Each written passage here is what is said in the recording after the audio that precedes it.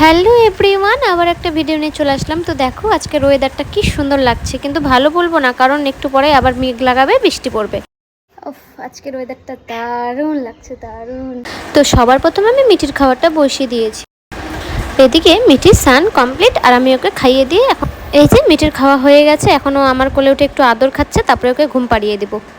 এই যে আদর খেতে খেতে মেয়েটা আমার ঘুমিয়ে পড়েছে। এবার আমার এদিকে চটজলদি আমার স্নানও হয়ে গেছে। তারপর অনেকগুলো কাপড় কেচেছি, সেগুলো যাব এখন ছাদে মেলতে। এই যে ছাদে চলে এসেছে কাপড়গুলো মেলার জন্য। আর ওই দেখো মিঠিও আমার সাথে চলে এসেছে। এই যে রান্নাঘরে চলে এসেছে। আজকে রান্না করবো পাঁচমিশালি তরকারি আর ভাত, বেশি কিছু করবো না। কয়েকদিন ধরে খুব মাছ খাওয়া হচ্ছে, সেজন্য। আর মিঠির পাপা বললো যে আজকে একদম সিম্পল মেনু রান্না করো। অনেকদিন ধরে কোথাও ঘুরতে যায়। মিঠির পাপা বললো যে চলো আজকে একটু বিকালবেলা বেরোবো।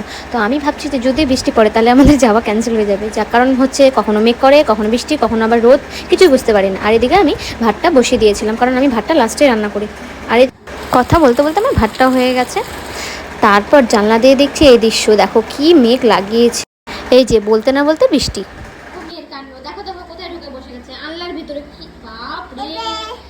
রান্না বান্না শেষ করে দেখি মিঠি এই যে আলনাটার ভিতরে ঢুকে গেছে। কিভাবে যে ঢুকছে বুঝতে পারছি না, এই এত দুষ্টু হয়েছে জানো। এই যে আমি খেতেও বসে গেছি, খুব খিদা পেয়েছিল। আর এই যে মিঠিও আমার সাথে। শুভ সন্ধ্যা বন্ধুরা। এই যে আমরা মামিয়ে রেডি হয়ে গেছি, বললাম তো যাবো একটু ঘুরতে। তো চলো যাওয়া যাক।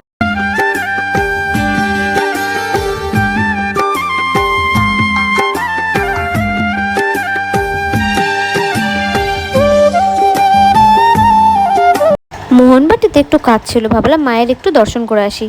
তো এই যে আমাদের দুর্গা মাকে কত সুন্দর লাগছে, পাশে বজরংবলী। আর এটা হচ্ছে দক্ষিণাকালী। আজকে আমাদের রাতের ডিনারে হয়েছিল বিরিয়ানি। তো ভিডিওটা আমি এখানেই শেষ করলাম। কেমন লাগলো অবশ্যই জানাও, আর লাইক কমেন্ট সাবস্ক্রাইব করতে ভুলো না। টাটা।